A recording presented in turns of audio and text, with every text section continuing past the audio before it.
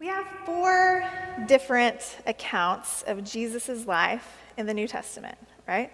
We have four Gospels: Matthew, Mark, Luke, and John. And in the first three, Matthew, Mark, Luke, the synoptics, Jesus begins his ministry with preaching, with teaching, with healing. Very practical beginning for him, right? But in John's account, the one we read today, Jesus' ministry begins at a wedding with a wildly impractical miracle, turning water into wine. And I think there are different scholars that, have different amounts they calculate these jars could hold. But somewhere between 600 and 1,000 bottles gives you kind of an idea of the amount of wine we're talking about here, just to keep the party going. This is Jesus' first sign in the book of John. Now, the discrepancy between the different accounts shouldn't bother us too much. I imagine if four different people in your life were to tell your life story after your death, they might have some discrepancies, right?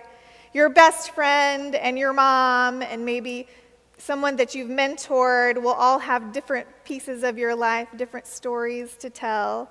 Then imagine your great-grandchild looking back at all your social media history and surrounding documents of your life and putting together a story. They all know different stories. Even the same stories that they do know might highlight different parts, so that's okay.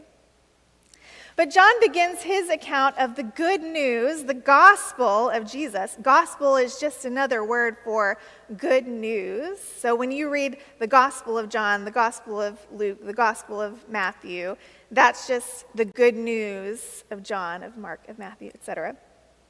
John begins his account of the good news at a wedding party.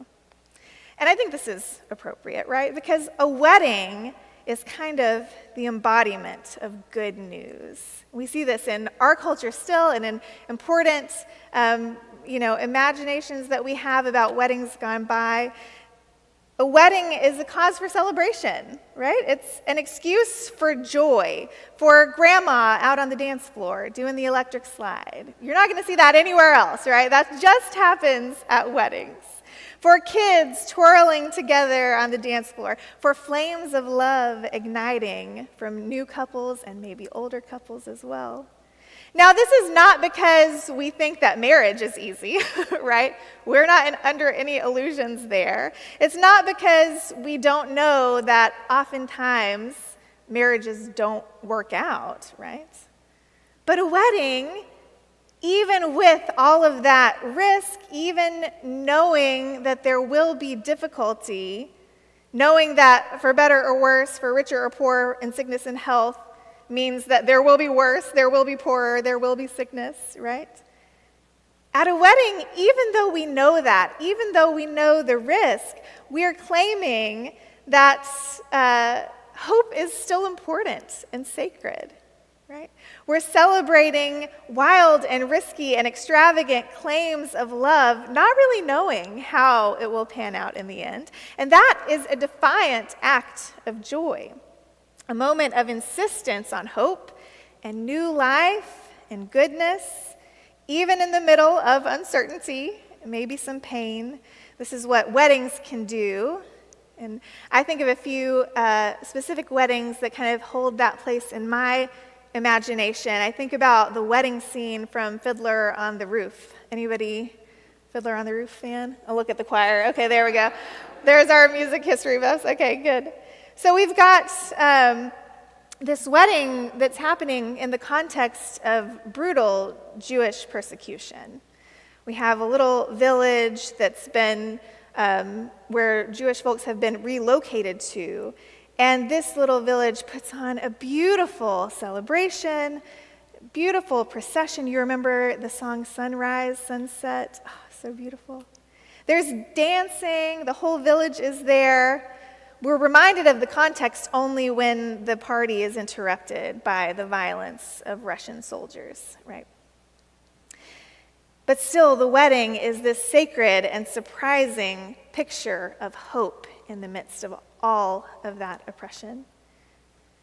I think also of something more recent, a mass wedding celebration that I read about in Gaza last December. I don't know if anyone saw that news. 54 couples in Khan Yunis, which is just rubble at this point, were married at the end of the year when there was a slowdown in the fighting. There were pictures that I was looking at again this week of a procession of grooms through a flattened landscape, of brides with white traditional dresses and red Tatriz embroidery from their homelands, beautiful flower petals surrounding them and confetti in the air, and big smiles of happy couples. And then there were the pictures of the crowds gathered, family and friends, hundreds of people, perched in buildings that were halfway fallen down, right? Legs dangling out of exposed living rooms where half of the building has crumbled.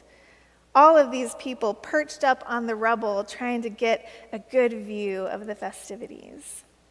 Sacred and surprising hope in the midst of destruction. I think about countless queer weddings, especially before Obergefell versus Hodges in 2015 made LGBTQ marriage legal. Many of you who celebrated your commitments to each other in commitment ceremonies, who were married in God's eyes long before you could be married in the eyes of the state. And in these beautiful ceremonies were acts of love and defiance and community building and joy and commitment, even in the midst of oppression, right? Sacred and surprising persistence.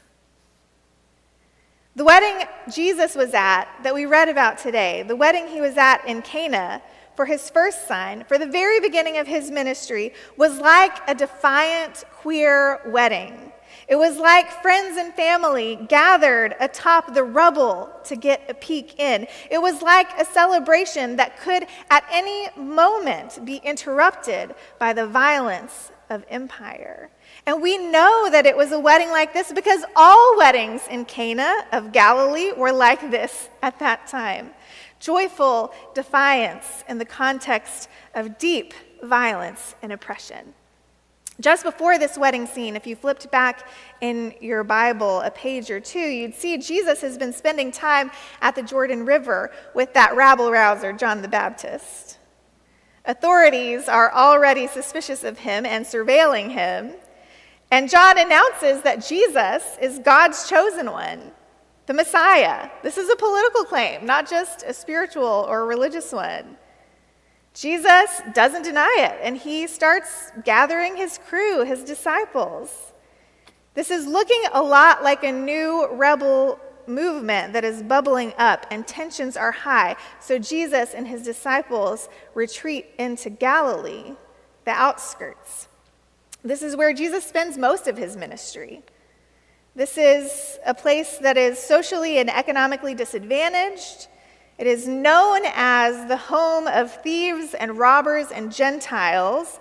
This is mostly propaganda and an excuse for the way that the empire treated it. Herod, working on behalf of Rome, has created the conditions of poverty and injustice and violence from which rebellions do, of course, spring up.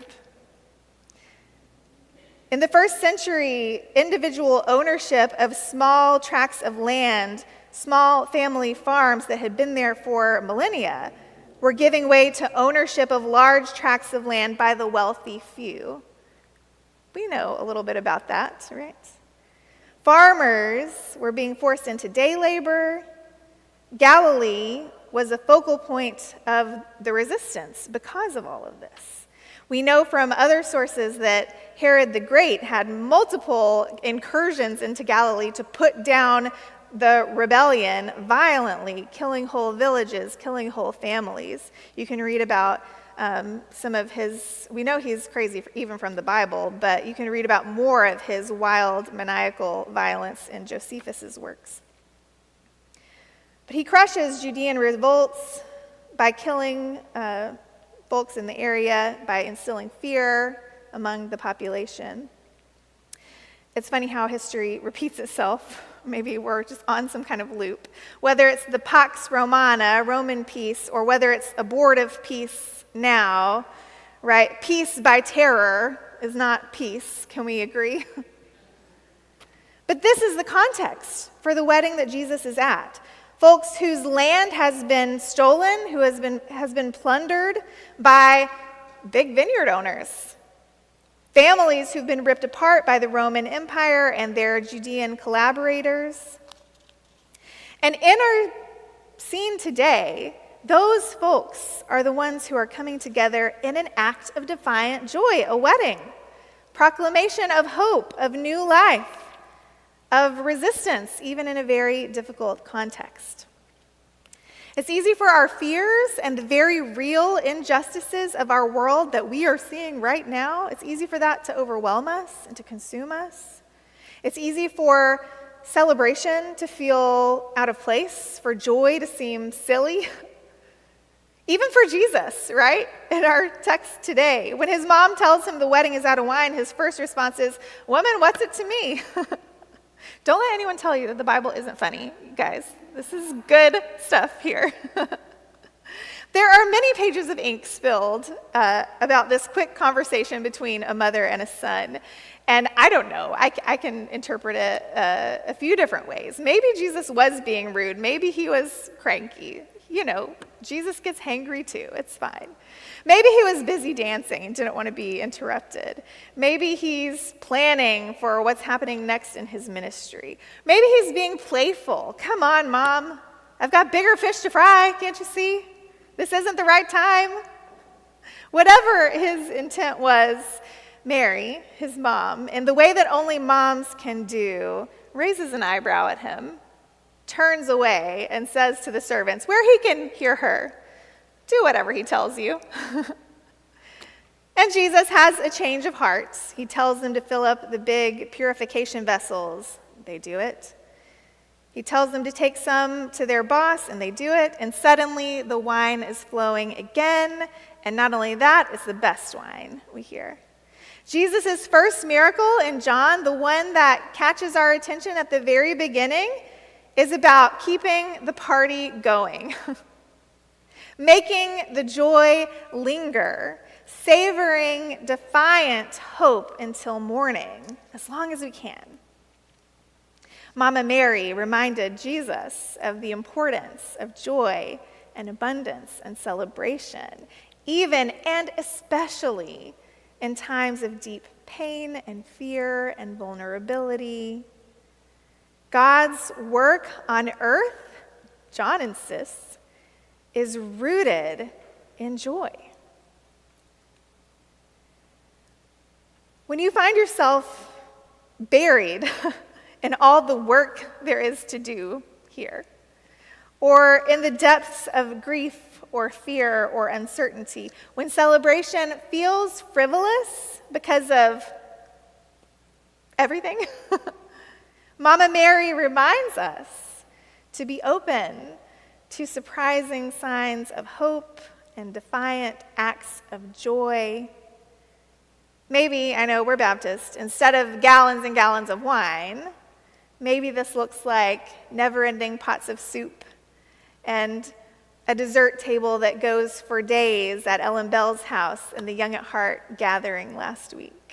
Sacred and surprising joy, even in the midst of grief and other struggles. Maybe it looks like laughter and new conversations and connections with neighbors at a precinct gathering or a voter registration training. Surprising hope and connection that is sacred in your neighborhood. For me, last week, it looked like a conversation with one of our regulars at campus community dinner who's moving. And on his way out, he stopped me and Rowena to tell us how much that space on Wednesday nights has meant to him and how he's never experienced anything like it, but that he's going to be looking for it everywhere he goes from now on. a space that is welcoming and encouraging and feeds people and connects people. Sacred and surprising encouragement that I didn't know that I needed. The good news of Jesus Christ catches us by surprise. It is rarely what we planned. It is wild and abundant and frivolous sometimes, like Granny doing the electric slide in the shadow of the empire, like desserts and conversations that fill us with joy even while we carry our grief, like a mustard seed, tiny, then sprouting into this big, unruly plant, home for all kinds of God's creation. Like turning water into wine, like letting your mom talk you into keeping the party going. This is the good news of Jesus Christ, and this is where all of our work for justice is rooted. This is not a side project, but this is where it comes from. God is with us, creating abundance and joy right where we are, right now. If you find yourself hesitating to see it or to join in or to create it, you're in good company. Jesus hesitated too, right? But let yourself be drawn in to joy wherever you can find it. Let yourself be reminded of our rootedness in abundance, even in the midst of everything else. Don't miss what God is doing. It is all around us, beloveds. Thanks be to God. Amen.